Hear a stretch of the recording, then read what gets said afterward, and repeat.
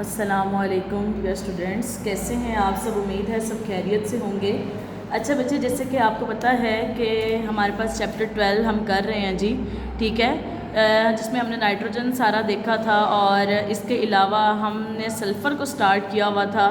और सल्फ़र का जो नेक्स्ट टॉपिक है, जो हमारे पास मेन और इम्पॉर्टेंट टॉपिक है, सल्फ्यूरिक एसिड, उसको हम अब वन बाय वन करके डिस्कस कर रहे थे, ठीक है। जिसमें हमने मैन्युफैक्चरिंग ऑफ सल्फ्यूरिक एसिड देखा, ठीक है, और उसके बाद हमने कल उसकी फ़िज़िकल प्रॉपर्टीज़ देखी और उससे रिलेटेड क्विक चेक्स देखी।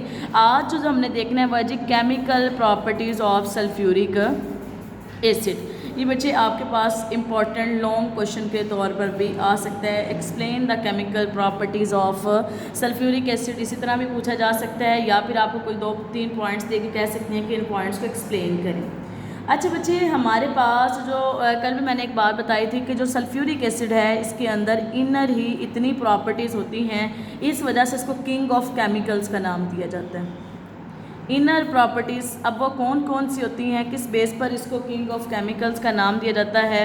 उन इनर प्रॉपर्टीज़ के अंदर बच्चे हमारे पास सबसे पहले आ जाती है जी हमारे पास ionisation property of sulphuric acid. सबसे पहली प्रॉपर्टी जो हम डिस्कस करेंगे वह कौन सी प्रॉपर्टी होगी जी, आयोनाइजेशन प्रॉपर्टी, कि हमारे पास जो सल्फ्यूरिक एसिड है उसकी आयोनाइजेशन किस तरह होगी।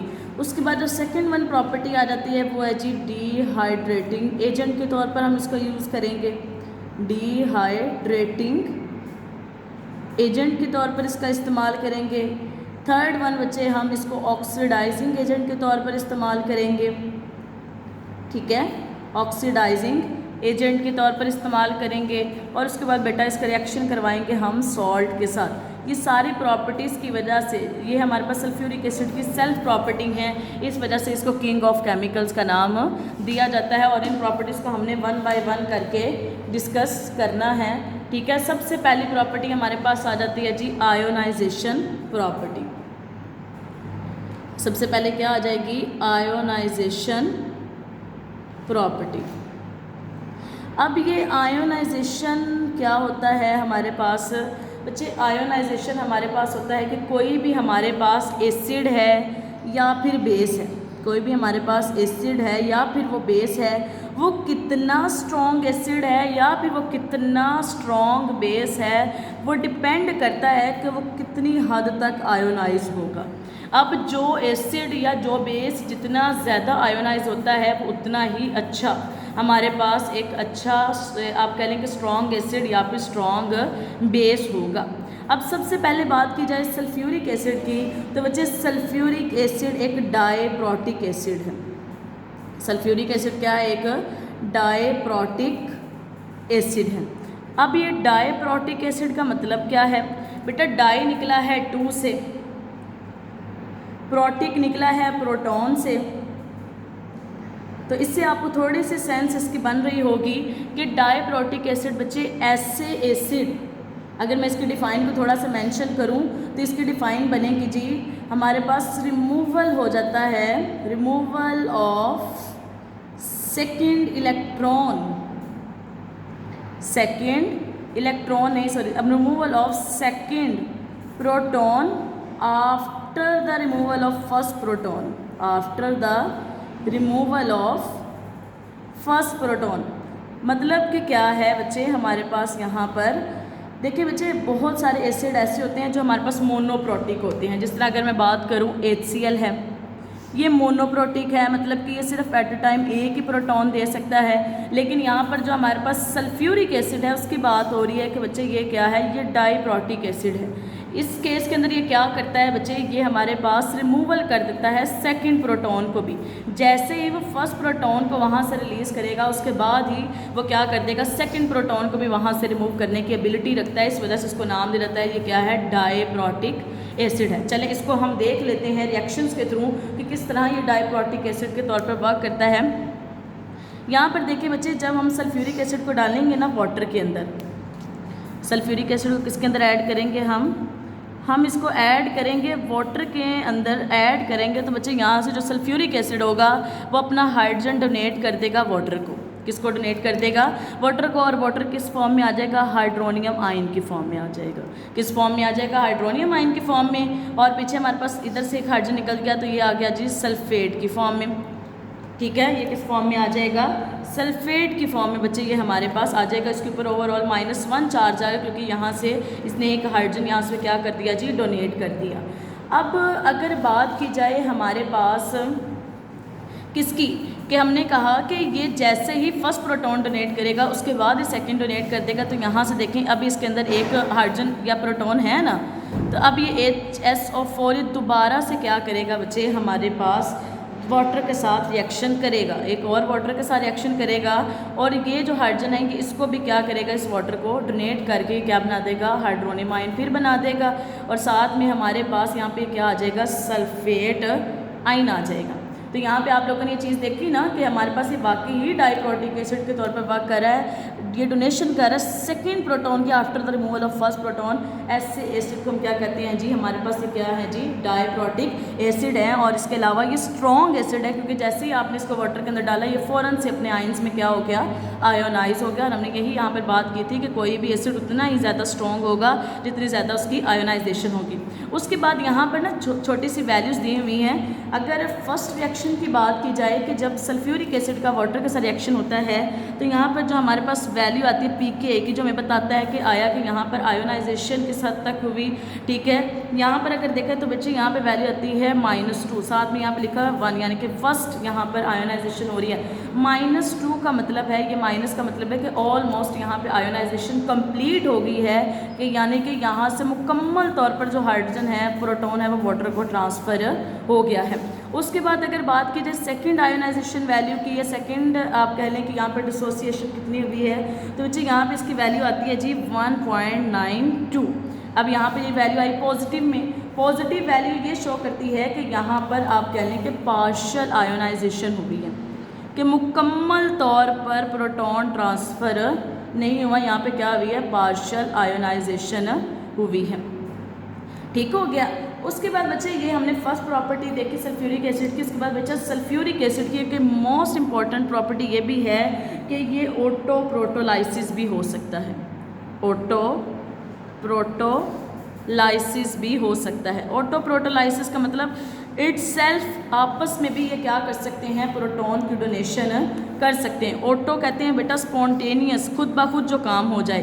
प्रोटोलाइसिस यानी कि जो क्या कर दे? प्रोटॉन का ट्रांसफ़र कर दे। अगर मैं देखूं कि मैं अगर सल्फ्यूरिक एसिड ही ले लेती हूँ दोनों, तो ये क्या करेंगे? इनके अंदर इतनी कैपेसिटी होती है कि इसमें एक वर्क करे एट अ टाइम एसिड के तौर पर, दूसरा बेस के तौर पर। यहाँ से अगर मैं कहती हूँ कि हाइड्रोजन अपना दे दे इसको अपना प्रोटॉन, ये सल्फ्यूरिक एसिड दूसरे सल्फ्यूरिक एसिड को प्रोटॉन दे दे, तो ये बना देगा H3SO4+1, क्योंकि यहाँ पे एक ऐड हो गया ना, और साथ में ये क्या बना देगा? यहाँ से निकल गया तो बन गया HSO4-1।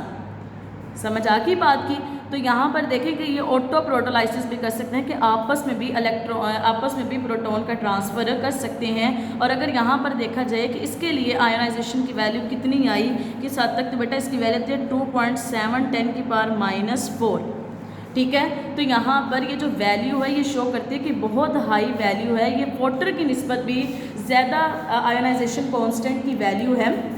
इसका मतलब ये है कि ये ज़्यादा आपस में भी आयोनाइज हो सकते हैं। आप लोगों ने अक्सर देखा होगा कि हमारे पास जब वाटर और वाटर का आपस में रिएक्शन होता है तो वो किस हद तक जल्दी से आयोनाइज हो जाता है, लेकिन सल्फ्यूरिक एसिड की आयोनाइजेशन की वैल्यू उससे भी ज़्यादा है, कि यानी कि ये आपस में और भी ज़्यादा आपस में प्रोटॉन का ट्रांसफ़र करके हमारे पास क्या हो सकते हैं? आयोनाइज हो सकते हैं। तो ये अभी तक हमने फर्स्ट प्रॉपर्टी देखी है, ionisation property of sulphuric acid. उसके बाद नेक्स्ट प्रॉपर्टी हमने देखी है जी dehydrating property.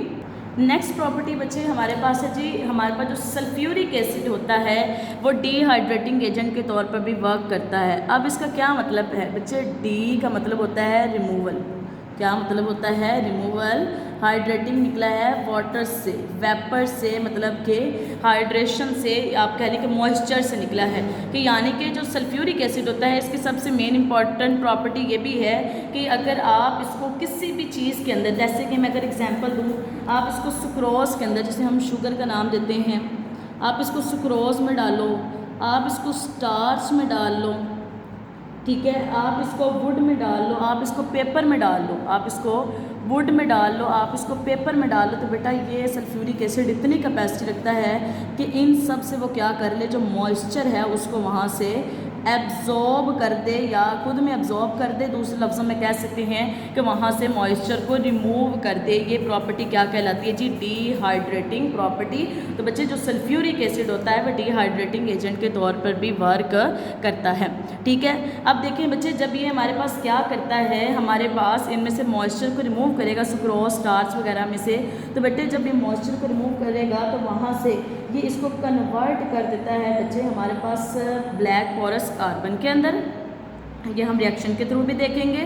Black porous carbon बना देगा वहाँ पर, जब ये वहाँ से मॉइस्चर को रिमूव करेगा। जैसे कि अगर मैं बात करूँ सुक्रोज में, ठीक है, और उसके अलावा बच्चे यहाँ पर ब्लैक पोरस कार्बन भी बनाएगा। उसके बाद बच्चे हमारे पास यहाँ से ये स्टीम भी रिमूव करेगा, जिसे आप वाटर भी कह सकते हैं। और साथ में बच्चे हमारे पास यहाँ पर सल्फ्यूरिक एसिड की फॉर्म में भी वो दोबारा से रीजनरेट हो जाएगा एक्वस फॉर्म के अंदर। किस फॉर्म में? एक्वस फॉर्म में। चले मैं आपको इसका रिएक्शन करके अगर दिखाऊँ तो यहाँ पर देखिए बच्चे, मैं अगर ले रही हूँ सुक्रोज C12H22O11, ठीक है, अगर मैं सुक्रोज ले रही हूँ बेटा, मैं इसके अंदर से मॉइस्चर को एब्जॉर्ब करवाना चाह रही हूँ, मैं इसका रिएक्शन किसके साथ करवा देती हूँ? सल्फ्यूरिक एसिड के साथ। बच्चे ये क्या करेगा, यहाँ पर इसके अंदर से सारा मॉइस्चर एब्जॉर्ब कर लेगा, ठीक है, और मैंने भी आपको बताया किसमें इसको कन्वर्ट कर देगा? ब्लैक पोरस कार्बन के अंदर।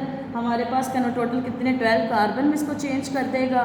साथ में इसको स्टीम यानी कि वाटर के अंदर चेंज कर देगा, ठीक है। और साथ में बच्चे यहाँ पर जो हमने सल्फ्यूरिक एसिड लिया वो लिक्विड फॉर्म में, यहाँ पे इसको चेंज कर देगा जी एक्वस फॉर्म के अंदर, यानी कि उसने यहाँ से क्या कर लिया? वाटर को एब्जॉर्ब कर दिया, ठीक है। तो यहाँ पर हमने कह दिया कि ये वर्क करे एज अ डिहाइड्रेटिंग एजेंट के तौर पर। इसके अलावा आप इसकी एक और एग्जाम्पल दे सकते हैं, जैसे कि एथेनॉल की एग्जाम्पल देखी जाए।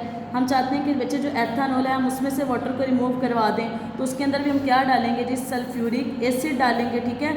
अब एथेनॉल के अंदर जब सल्फ्यूरिक एसिड डालेंगे वहाँ से भी मॉइस्चर रिमूव करेगा बेटे, ये इसको कन्वर्ट कर देगा ईथीन के अंदर, C2H4, ठीक है। यहाँ पे भी देखिए कार्बन है, साथ में वाटर बना देगा और साथ में एक्वस फॉर्म के अंदर ये क्या जनरेट कर देगा जी? हमारे पास सल्फ्यूरिक एसिड, ठीक है। तो यहाँ पर भी देखिए किसने क्या किया? वाटर को, स्टीम को, सारे को एब्जॉर्ब करके इसको यहाँ पर एथेनॉल को इथीन में कन्वर्ट कर दिया, साथ में इसको वाटर में कन्वर्ट कर दिया, साथ में एक्वस फॉर्म सल्फ्यूरिक एसिड में। यही हमने बात की कि ये सारी चीज़ों में क्या कर देगा? इसको कन्वर्ट कर देगा। उसके बाद नेक्स्ट वन जो हमारे पास प्रॉपर्टी, केमिकल प्रॉपर्टी आ जाएगी जी सल्फ्यूरिक एसिड की, वो है जी रिएक्शन विद सॉल्ट। अब यहाँ पर हमने इसका रिएक्शन देखना है किसके साथ? सॉल्ट के साथ, रिएक्शन विद सॉल्ट। अब जो सल्फ्यूरिक एसिड होता है बच्चे, इसका सॉल्ट के साथ भी रिएक्शन होगा, ठीक है। जो सल्फ्यूरिक एसिड होगा जी, इसका किसके साथ रिएक्शन होना है जी? इसका रिएक्शन होगा हमारे पास सॉल्ट के साथ। तो बच्चे यहाँ वहाँ से ये HCl गैस को रिमूव करेगा। किसको रिमूव करेगा?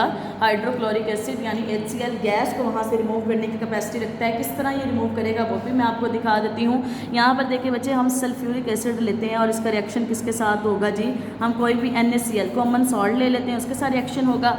अब बच्चे हमें पता है ना कि जो सल्फ्यूरिक एसिड है वो प्रोटॉन डोनेट कर सकते हैं, तो यहाँ से क्या होगा बच्चे? यहाँ से हाइड्रोजन निकलेगा इस HCl के साथ, बेटे यहाँ पर बना देगा HCl गैस। क्या बना देगा? HCl हमारे पास गैस बना देगा। अब पीछे क्या बच गया? पीछे बच गया सोडियम, साथ में hydrogen sulphide. Sodium hydrogen sulphide के साथ मिलकर क्या बना देगी? Sodium bisulphide. ये भी आपके पास एक सॉल्ट की फॉर्म में ही आ जाएगा, ठीक है। अब देखिए यहाँ से HCl गैस क्यों रिमूव हुई? क्योंकि बच्चे यहाँ पर जो HCl गैस है वो इसलिए रिमूव हुई, यहाँ पर इसका जो बॉइलिंग पॉइंट है ना वो कम है और जो इसकी वोलेटिलिटी है वो ज़्यादा है। इसकी वोलेटिलिटी यानी कि वेपर्स में चेंज होने की इसकी पावर ज़्यादा है, इस वजह से यहाँ से HCl गैस रिमूव हो गई।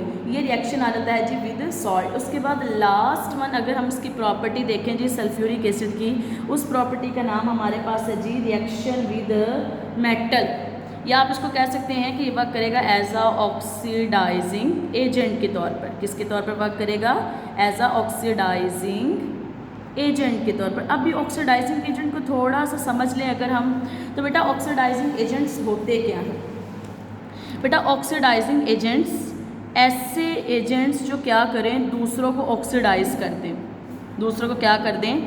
ऑक्सीडाइज कर दें और इट्स सेल्फ क्या हो जाएंगे, रिड्यूस हो जाएं, इट्स सेल्फ रिड्यूस हो जाएं। ऐसे एजेंट्स को हम किन का नाम देते हैं जी, ऑक्सीडाइजिंग एजेंट्स का नाम देते हैं। अब बच्चे यहाँ पर जब हमने ऑक्सीडाइजिंग प्रॉपर्टीज़ देख ली है ना, तो सबसे पहली चीज़ बच्चे ऑक्सीडाइजिंग प्रॉपर्टीज़ ना 3 चीज़ों पे डिपेंड करती हैं, क्योंकि हम रिएक्शन विद मेटल भी देख रहे हैं। तो सबसे पहले ये डिपेंड करेंगी बच्चे हमारे पास मेटल के ऊपर कि आप कौन सी मेटल लेने लगे हो। ऑक्सीडाइजिंग प्रॉपर्टी किसके ऊपर डिपेंड करेंगे, सबसे पहले मेटल के ऊपर डिपेंड करती हैं। दूसरा कंसंट्रेशन ऑफ द एसिड, कि आप जो एसिड ले रहे हो उसकी कंसंट्रेशन कितनी है, उस पर डिपेंड करेंगी।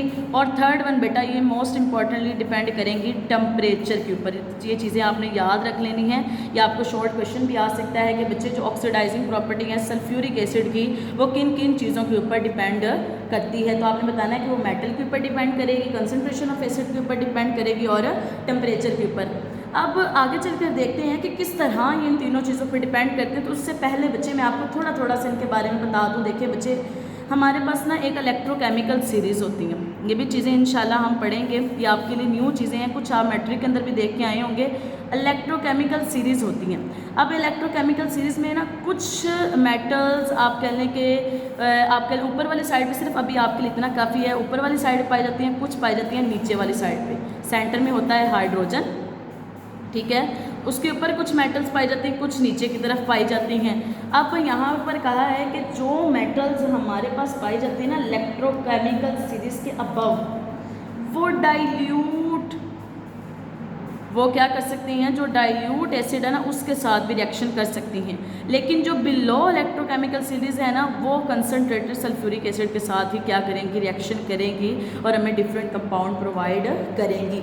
उसके बाद ये तो हो गया ना मेटल के हवाले से, ठीक है। अब कंसनट्रेशन के हवाले से अगर देखा जाए बच्चे, अगर तो आप डाइल्यूट लोगे ना सल्फ्यूरिक एसिड, क्या करोगे, डाइल्यूट सल्फ्यूरिक एसिड लोगे, तो बच्चे इस केस के अंदर जो सल्फ्यूरिक एसिड है वो सिर्फ एसिड के तौर पर वर्क करेगा, ऑक्सीडाइजिंग एजेंट के तौर पर वर्क नहीं करेगा। अब ये क्यों नहीं करेगा ये भी आगे चलकर देखते हैं। लेकिन अगर आप कंसनट्रेटेड लेते हो तो फिर ये वर्क करेगा एज आ ऑक्सीडाइजिंग एजेंट के तौर पर। और यही बात मैंने अभी बताई कि ऑक्सीडाइजिंग एजेंट्स जो प्रॉपर्टी हैं वो इन तीनों के ऊपर डिपेंड करती हैं। उसके बाद टेम्परेचर की अगर बात की जाए तो बच्चे जो टेम्परेचर होता है, जो रिएक्शन रिडॉक्स रिएक्शंस होते हैं जिनको प्रोसीड करवाना मुश्किल होता है, अगर हम वहाँ पर टेम्परेचर इंक्रीज़ कर देंगे तो रिडॉक्स रिएक्शन करवाना भी क्या हो जाएगा, ईजी हो जाएगा।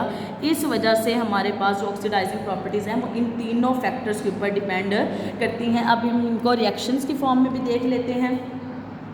अब देखिए बच्चे, हमने बात की कि हमारे पास दो तरह के हमने एसिड्स यूज़ कर रहे हैं। एक कर रहे हैं जी डाइल्यूट सल्फ्यूरिक एसिड और दूसरे में रिएक्शन करवाएंगे कंसनट्रेटेड सल्फ्यूरिक एसिड के साथ। अब देखिए यहाँ पे ये सारी जो मैंने यहाँ पे मेटल्स लिखी है ना, आयरन, एल्युमिनियम, जिंक, मैग्नीज, निकल, मैग्नीशियम, ये हमारे पास अबव इलेक्ट्रोकेमिकल सीरीज प्रेजेंट होती हैं। और मैंने पीछे भी आपको ये बात बताई है कि हमारे पास जो above electrochemical series metals present होंगी ना, वो इजीली रिएक्शन कर लेंगे इनके साथ डाइल्यूट सल्फ्यूरिक एसिड के साथ। लेकिन वो डाइल्यूट सल्फ्यूरिक एसिड के साथ रिएक्शन करेंगी, लेकिन यहाँ पर जो सल्फ्यूरिक एसिड होगा वो हमारे पास एसिड के तौर पर वर्क करेगा, लेकिन ऑक्सीडाइजिंग एजेंट के तौर पर वर्क नहीं करेगा, ऑक्सीडाइजिंग एजेंट के तौर पर वर्क नहीं करेगा। इसको मैं रिएक्शन के थ्रू समझाती हूँ। यहाँ पर देखिए बच्चे, अगर मैं बात करती हूँ कि मेरे पास जिंक है, मेरे पास क्या है, जिंक है, ऊपर से मैं ली, इसका रिएक्शन हो रहा है सल्फ्यूरिक एसिड के साथ। यहाँ पर ये क्या बना देगी, ये बना देगी जी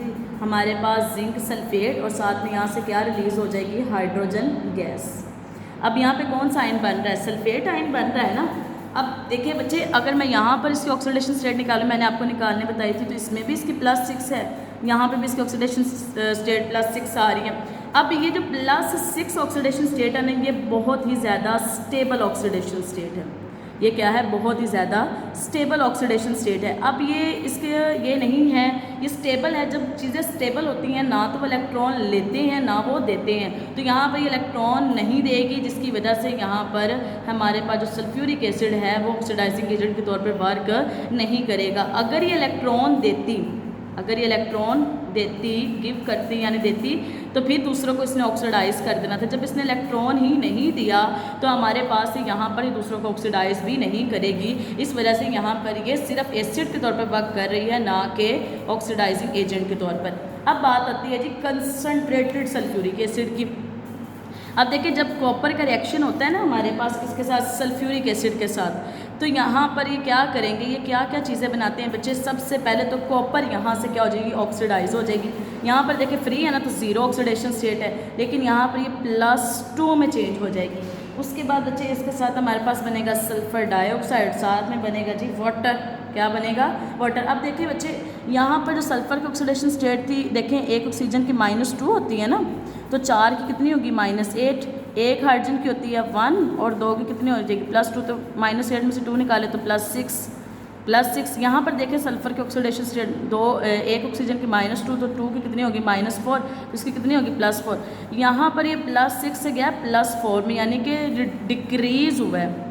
यहाँ पर क्या हुआ है, डिक्रीज़ आया किसमें, ऑक्सीडेशन स्टेट में। इसका मतलब यहाँ पर इसकी क्या होगी, रिडक्शन।